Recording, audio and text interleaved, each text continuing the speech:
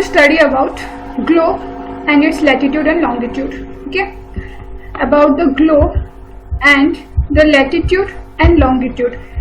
तो आज हम इस वीडियो में क्या क्या देखने वाले हैं उसका एक ब्रीफ डिस्क्रिप्शन मैं आपको दे दूं। पहले क्या है कि हम ग्लोब के बारे में देखेंगे कि ग्लोब आखिर होता क्या है। उसके बाद हम लोग डिफरेंट लैटिट्यूड्स के बारे में देखेंगे, उसके बाद डिफरेंट लॉन्गिट्यूड्स के बारे में देखेंगे, नेक्स्ट टाइम जोन के बारे में देखेंगे, ठीक है। उसके बाद हीट जोन्स के बारे में देखेंगे। तो ये कुछ चीज़ें हैं जो हम आज देखने वाले हैं इस वीडियो में। तो चलिए शुरू करते हैं। तो फर्स्ट ऑफ ऑल ग्लोब ऐसा दिखता है, दिस इज अ ग्लोब। ये एक ग्लोब होता है, ठीक है। ग्लोब का जो स्ट्रक्चर होता है, ग्लोब इस तरीके का दिखता है। Next about globe, globe is a true model. Globe क्या है? ट्रू मॉडल है किसका? अर्थ का। अर्थ का ट्रू मॉडल मतलब अर्थ जैसा दिखता है वैसे ही ग्लोब उसका स्ट्रक्चर तैयार किया गया है। तो इसे हम बोल सकते हैं it is a miniature form of earth. Earth का मिनिएचर फॉर्म हम इसे बोल सकते हैं, ठीक है। मिनिएचर का मतलब क्या होता है? छोटा फॉर्म। अर्थ बहुत बड़ा है, जाइंट है, तो उसका जो मिनिएचर फॉर्म है, ट्रू मॉडल है, वो क्या है? वो है ग्लोब, ठीक है। Next, globe different size and different types के भी हो सकते हैं। जैसे कि कुछ ग्लोब्स काफी बड़े होते हैं जो कि अभी अभी हमने स्क्रीन में देखा। उसके बाद कुछ होते हैं जो बैलून लाइक होते हैं, मतलब फुला, जब जरूरत हो तो उसे फुला लो, जब काम खत्म हो गया ग्लोब का तो उसे फिर से इन्फ्लेट करके रख दो, ठीक है। कुछ पॉकेट साइज के होते हैं, छोटे छोटे होते हैं जो हम पॉकेट में भी रख सकते हैं, मतलब हाथ में कैरी करके भी ले सकते हैं। तो डिफरेंट साइज और डिफरेंट टाइप के ग्लोब होते हैं। Next, globe is not fixed. Globe fixed नहीं रहता, मतलब एक ही जैसा डायरेक्शन फोटो में दिखाया गया है वैसे ही होके नहीं रहता। ग्लोब मूव करता है, ठीक है। एज लाइक अर्थ, अर्थ जैसे मूव करता है, ग्लोब को भी हम मूव कर सकते हैं, ठीक है। कैसे मूव करता है? From west to east, west to east घूमता है ग्लोब एज लाइक अर्थ, ठीक है। उसके बाद इसमें क्या होता है कि जो कंट्रीज, कंटिनेंट्स और ओशियंस दिखाते हैं वो एकदम करेक्ट साइज का होता है। मतलब करेक्ट साइज का मतलब क्या हो गया कि जितना बड़ा हमारा इंडिया है ओरिजिनली उतना बड़ा तो ग्लोब में नहीं दिखाएगा, बट उसके रेशियो, उसके प्रोपोर्शनेट में ग्लोब में शो करेगा। मतलब इंडिया का size with proportion to Pakistan का साइज जितना एक्चुअली बड़ा है उसी साइज में ही ग्लोब में भी वो चीज दिखाता है, ठीक है। नेक्स्ट, ये ग्लोब जो है ये टिल्ट होकर रहता है। टिल्ट मतलब टेढ़ा होकर रहता है, ठीक है। कितने में? उसका एक एक्सिस है दैट इज 23 हाफ डिग्री में वो टिल्ट होकर रहता है और उसी डायरेक्शन, उसी एक्सिस से ही वो वेस्ट टू ईस्ट घूमता है, ठीक है। देखो ये जो टिल्ट होकर है, ये जो एक्सिस है, ये जो लाइन है, इसे हम बोलेंगे कि एक्सिस, ठीक है। ये जो लाइन है ये है 23 हाफ डिग्री, यही है तुम्हारा 23 हाफ डिग्री और इसी एक्सिस से ही हम उसे घुमा सकते हैं from west to east, okay. अभी ग्लोब का एडवांटेजेस कुछ देखते हैं कि what are the advantages of globe. Globe से हमें आखिर क्या क्या एडवांटेज मिलता है। तो सबसे पहला चीज तो हम देख ही चुके हैं कि ये करेक्ट रिप्रेजेंटेशन है किसका? अर्थ के शेप का। अर्थ जैसे शेप का है, देखो अर्थ ऐसे ही शेप का होता है ना, जियोइड शेप, मतलब यहाँ पे प्लेन है, होल एरिया में प्लेन है एंड इस साइड पे बल्ज आउट होके है, दोनों साइड में बल्ज आउट है, ठीक है। तो अर्थ का एक करेक्ट शेप का रिप्रेजेंटेशन करता है। नेक्स्ट, नॉर्थ और साउथ पोल को एज इट इज एग्जैक्टली दिखाता है, ठीक है। एंड प्लस करेक्ट साइज दिखाता है किसका? कंटिनेंट्स एंड ओशियन का, ओके। नेक्स्ट, एक इमेजिनरी लाइन है जो कि अर्थ को डिवाइड करता है। मैं बार बार ये वीडियो पहले से बोलते आई हूँ कि अर्थ को एक इमेजिनरी लाइन है जो दो हिस्से में डिवाइड करता है। लाइक दैट ग्लोब को भी एक इमेजिनरी लाइन दो हिस्से में डिवाइड करता है। उस इमेजिनरी लाइन को हम क्या बोलते हैं? उसे हम बोलते हैं इक्वेटर, ठीक है। उसे हम बोलते हैं क्या? इक्वेटर, जो कि अर्थ को एक्चुअल दो हिस्से में डिवाइड करता है। और ये कितने में आता है? 0 डिग्री में। इसका हम अगर डिग्री में मेजरमेंट करें तो इसको हम 0 डिग्री का नाम देते हैं, ठीक है। तो ये क्या होता है? ये अर्थ को एक्चुअल दो हिस्से में डिवाइड करता है। तो ऊपर वाला जो हिस्सा होता है वो होता है नॉर्दर्न हेमिस्फीयर और नीचे वाले हिस्से को बोलते हैं हम southern hemisphere, okay. Upper side हो गया हमारा northern hemisphere and lower side हो गया हमारा साउदर्न हेमिस्फीयर। उसके बाद यहाँ पे बहुत से सीधे सीधे ऐसे लाइन है, ऐसे ऐसे करके बहुत से लाइन है, ठीक है, नीचे भी। तो इन सबको हम बोलते हैं क्या, parallel of latitudes. Parallel of latitudes क्यों, क्योंकि these are all parallel circle. Equator से पोल तक सारे के सारे पैरेलल सर्कल्स होते हैं, उसे हम बोलते हैं कि पैरेलल ऑफ लैटिट्यूड। और ये सारे क्या सेम साइज के होते हैं, तो ये सारे सेम साइज के नहीं होते। इक्वेटर का सबसे बड़ा होता है लेंथ, उसके बाद हम जितना ऊपर की तरफ चलें पोल में जाके वो सबसे छोटा पैरेलल सर्कल फॉर्म करता है, ठीक है। नेक्स्ट, इक्वेटर का लैटिट्यूड है 0 डिग्री, और अगर हम पोल की बात करें तो पोल कितना है 90 degree latitude. Okay, now these are some important parallel of latitudes. मैंने अभी जस्ट बनाया था, बहुत से पैरेलल ऑफ लैटिट्यूड्स होते हैं, लेकिन कुछ इंपॉर्टेंट है जिसका नाम दिया गया है, तो उस इम्पोर्टेंट के बारे में भी देख लेते हैं। तो बीच वाला जो है वो क्या है, this middle portion is equator, जिसका नाम, जिसको कितना लैटिट्यूड बोला जाता है 0 डिग्री लैटिट्यूड। ओके, उसके बाद हम नॉर्दर्न में पहले चलते हैं। तो नॉर्थ का इक्वेटर का सबसे नजदीक और उसके ऊपर आता है क्या, Tropic of Cancer. Tropic of Cancer, और ये कितने में आता है 23½ डिग्री नॉर्थ। उसके ऊपर आता है आर्कटिक सर्कल, और ये आता है 66½ डिग्री नॉर्थ। एंड उसके बाद फाइनली एक पॉइंट साइज आ जाता है जिसका नाम होता है North Pole, and which is 90 degree north. Okay, next अगर साउदर्न हेमिस्फीयर में चले तो वही सेम चीज नीचे की तरफ आ जाएगा क्या, ट्रॉपिक ऑफ कैंसर की जगह पे ट्रॉपिक ऑफ कैप्रिकॉर्न आ जाएगा यहाँ पे, और वो वही सेम लैटिट्यूड में 23½ डिग्री, बट नॉर्थ नहीं साउथ, बिकॉज हम साउदर्न हेमिस्फीयर में आ चुके हैं। उसके बाद क्या, एंटार्क्टिक सर्कल आएगा जो कि है 66½ डिग्री साउथ में। एंड फाइनली नीचे एक पॉइंट सोर्स आ जाएगा जिसका नाम है South Pole, which is 90 degree south. Okay, 90 degree south. तो ये सारे हैं क्या, लैटिट्यूड्स या फिर पैरेलल ऑफ लैटिट्यूड्स। और इसके साथ साथ हीट जोन्स भी है। हीट जोन्स किस तरीके से क्या क्या है, यहाँ पे एक ओवरऑल व्यू देख लो, उसके बाद हम पढ़ते हैं हीट जोन के बारे में। तो ट्रॉपिक ऑफ कैंसर से लेके ट्रॉपिक ऑफ कैप्रिकॉर्न तक यहाँ पे जितना एरिया आ रहा है इसको हम बोलेंगे क्या, टॉरिड जोन। ये जो हीट जोन है ये हीट जोन है टॉरिड जोन, ठीक है। उसके बाद ट्रॉपिक ऑफ कैंसर से आर्कटिक सर्कल तक जितना एरिया है इस एरिया को हम बोलते हैं क्या, temperate zone. Like that southern hemisphere में भी ट्रॉपिक ऑफ कैप्रिकॉर्न से एंटार्क्टिक सर्कल तक जितना है उसे भी हम बोलेंगे क्या, टेम्परेट जोन। उसके बाद जो एरिया बच गया आर्कटिक से नॉर्थ पोल और एंटार्क्टिक से साउथ पोल, उसे हम बोलेंगे क्या, फ्रीजिड जोन। फ्रीजिड मतलब क्या है, ये जोन में काफी ठंड रहता है, और एंटार्क्टिक में भी देखोगे और आर्कटिक में भी देखोगे तो वहां पे क्या होता है, स्नो घिरे हुए भी होते हैं, ठीक है।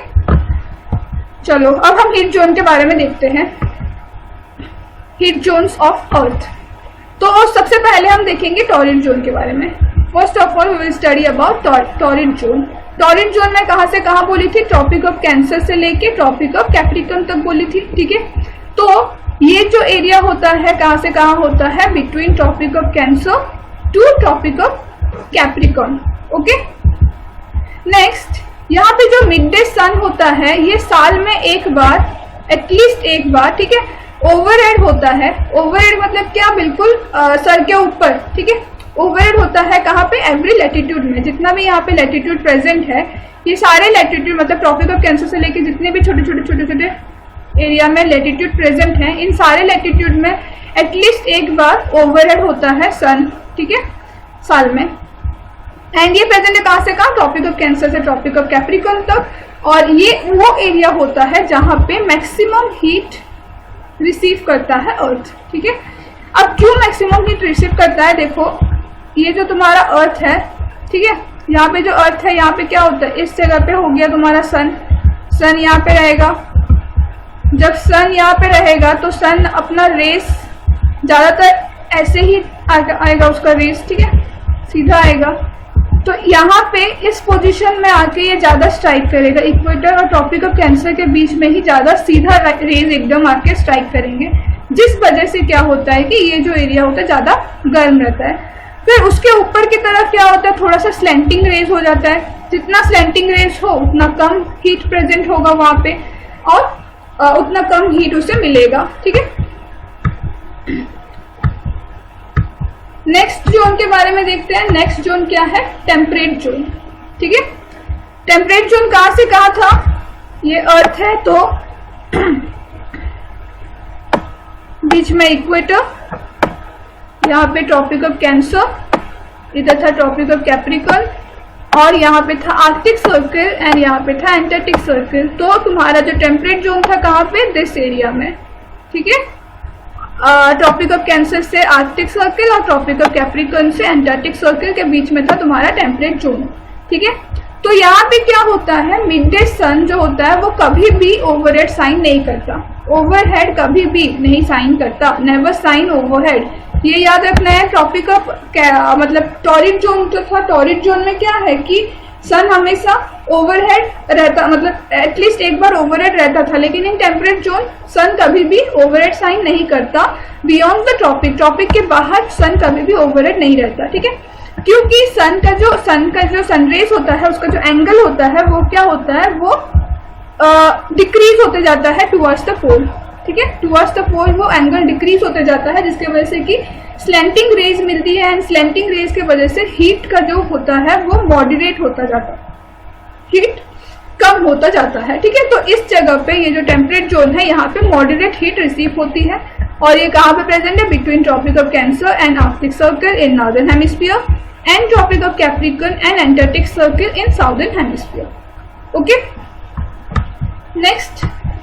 नेक्स्ट जोन हमारा है क्या, frigid zone. Last heat zone है फ्रिजिड जोन। तो फ्रिजिड जोन में क्या होता है, it always get slanting rays of the सन।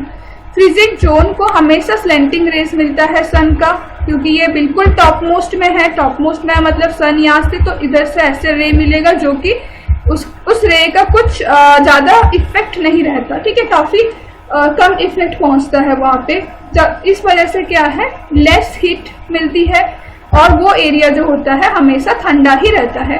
कहाँ से कहाँ तक है, from Arctic to North Pole, Arctic Circle से नॉर्थ पोल तक in northern hemisphere, and Antarctic Circle से साउथ पोल तक, कहाँ पे, in southern hemisphere. So I think ये तीनों जोन समझ में आ गया होगा सबको, torrid zone, temperate zone and frigid zone, ठीक है। सबसे मैक्सिमम हीट मिलता है कहाँ पे, टॉरिड जोन में, मिनिमम हीट होता है फ्रिजिड जोन पे, ओके।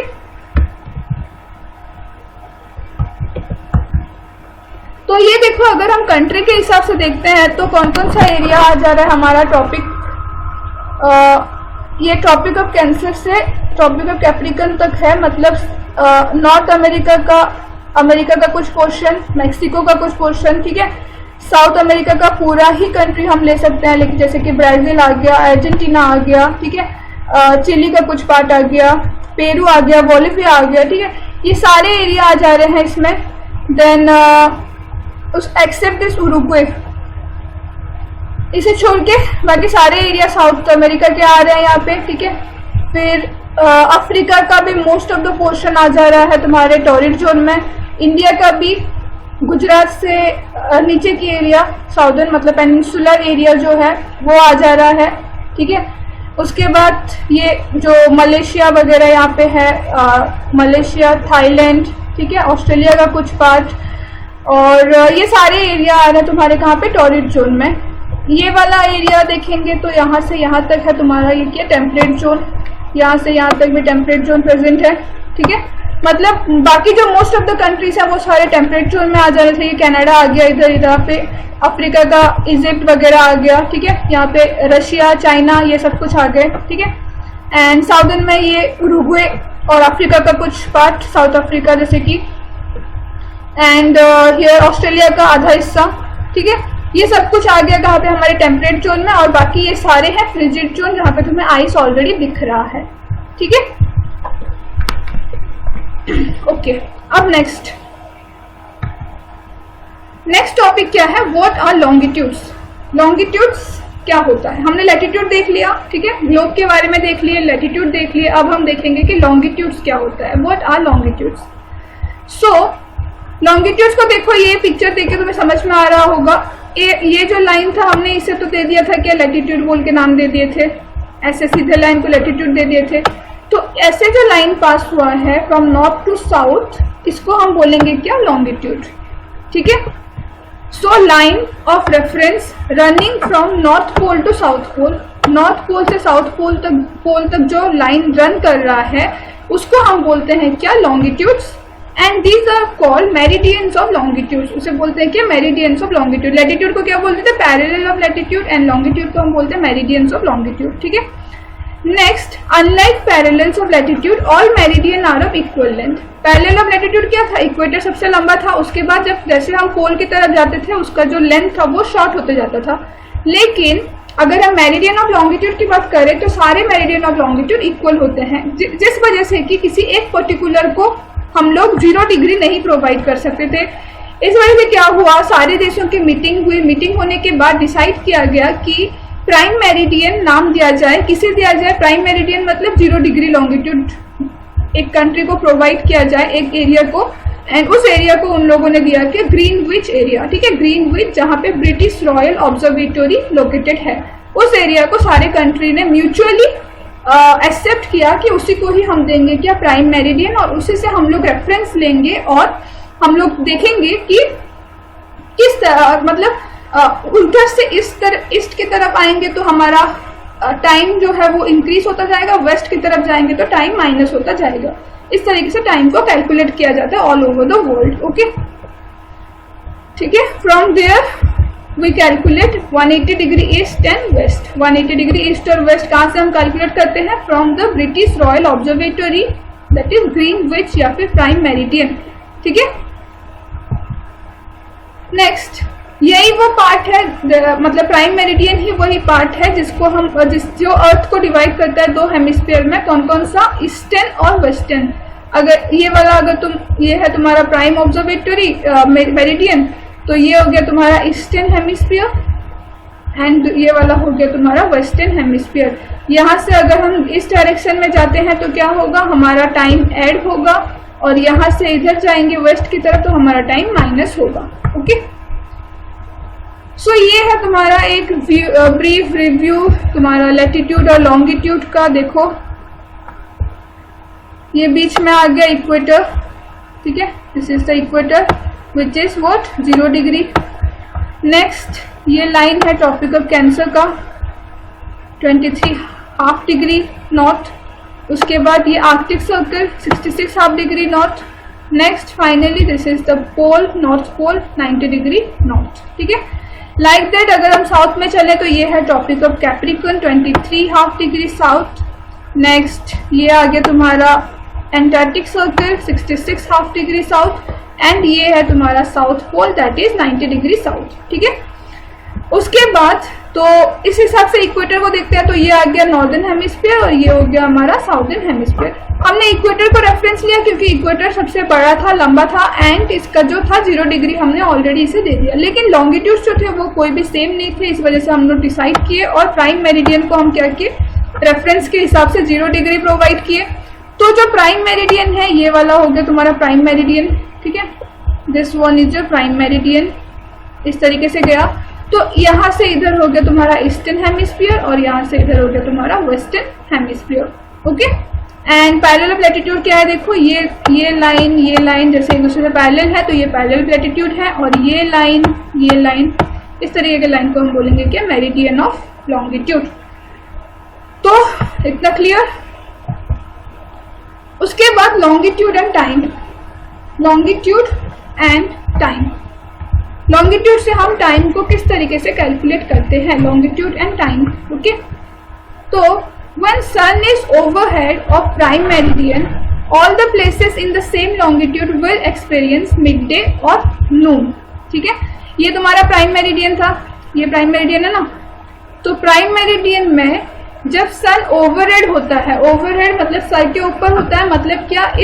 ये जो उसका जो डायरेक्ट लाइट है वो किसके ऊपर गिर रहा है? इस मेरिडियन के ऊपर गिर रहा है। दैट मीन्स क्या? ये सारे ये मेरिडियन में जितने भी कंट्री आ रहे हैं, ये एक लाइन में जितने भी कंट्री आ रहे हैं, उन सारे कंट्रीज में, उन सारे जगह पे टाइम कितना होगा?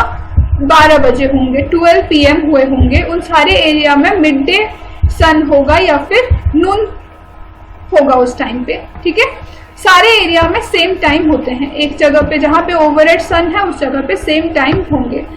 नेक्स्ट, अर्थ रोटेट कर रहा है कहाँ से कहाँ? वेस्ट टू ईस्ट को। ठीक है, so all places of east of Greenwich, Greenwich के ईस्ट के साइड पे क्या होगा? ग्रीनविच के टाइम से आगे दौड़ेंगे वो लोग, ठीक है, मतलब यहाँ से इधर की तरफ सारा टाइम क्या होगा, इससे ज्यादा होगा, मतलब ऐड होगा, और पीछे जितने रह गए वेस्ट वर्ल्ड उनका क्या होगा, टाइम माइनस होगा, इधर से इधर टाइम नेगेटिव में जाएगा, माइनस होता जाएगा। मान लो इधर कितना बजा है, यहाँ पे 12 हुआ है, तो इधर की तरफ मतलब फर्स्ट 15 डिग्री के अंदर 1 आवर होता है, तो यहाँ पे 1 बजे होंगे, लेकिन इधर क्या होगा, इधर 11 बजा होगा, ठीक है। इस तरीके से टाइम कैलकुलेट किया जाता है। तो एक कैलकुलेशन देख लेते हैं किस तरीके से होता है, रेट ऑफ डिफरेंस कैसे कैलकुलेट किया जाता है। पूरा अर्थ का कितना डिग्री है, 360 डिग्री है, ठीक है। अर्थ एक कंप्लीट सर्कल को हम देखते हैं तो 360 डिग्री होता है, तो अर्थ को अभी हम 360 डिग्री लेंगे। तो 360 डिग्री में अर्थ कवर करने के लिए, रोटेट करने के लिए अर्थ को कितना टाइम लग रहा है, 24 घंटा लग रहा है, ठीक है, 24 आवर्स। तो जब हम इसे डिवाइड करेंगे 360 को 24 से आएगा कितना, 15 डिग्री, तो 15 डिग्री वो कितने घंटे में कवर कर रहा है, 1 घंटे में, ठीक है। पर 15 डिग्री जाने के लिए अर्थ को 1 घंटा लग रहा है, एंड 1 डिग्री कवर करने के लिए अर्थ को लग रहा है कितने, 4 मिनट्स, ठीक है। तो इस हिसाब से मैं यहाँ पे तुम्हें बोली, यहाँ पे अगर 12 बजे होंगे और मान लो यहाँ से यहाँ तक का डिस्टेंस अगर 15 डिग्री है, ठीक है, यहाँ से यहाँ तक अगर 15 डिग्री होता है, तो ये जो एरिया है यहाँ पे, ये जो लाइन आएगा, इस एरिया में तुम्हारे 1 बजे होंगे, ठीक है। और इधर से इधर तक अगर 15 डिग्री है तो ये एरिया का टाइम बजा होगा कितना, 11, बिकॉज यहाँ पे 1 घंटा माइनस हो जाएगा, ठीक है। यहाँ पे 1 घंटा आ नहीं चुका अब तक, जो कि बाद में आएगा। वैसे ही अगर हम रेफरेंस देख रहे हैं तो प्राइम मेरिडियन से इंडिया को कैलकुलेट करने के लिए कितना होता है, अगर यहाँ पे 12 बजे हैं तो इंडिया में कितने बजेंगे, प्लस 5:30, ठीक है, मतलब कितना, 12 के साथ प्लस 5 कर रहे हैं तो वही 5:30, ठीक है, 5:30 PM हुए होंगे इंडिया में। जब प्राइम मेरिडियन में सूरज 12 बजा होगा, सूरज ओवरहेड होगा, 12 बजा होगा, उस टाइम पे इंडिया में शाम हो चुकी होगी, 5:30 PM हो रहा होगा, ठीक है। इंडिया को टाइम कैलकुलेट करने के लिए प्लस 5:30 किया जाता है। तो इस तरीके से हम लोग टाइम को कैलकुलेट करते हैं डिफरेंट एरिया का। तो आज के लिए हम इतना ही देखेंगे, ठीक है, एंड नेक्स्ट क्लास में हम लोग बाकी जितना क्लासेस होगा वो सब कुछ देखेंगे। Thank you.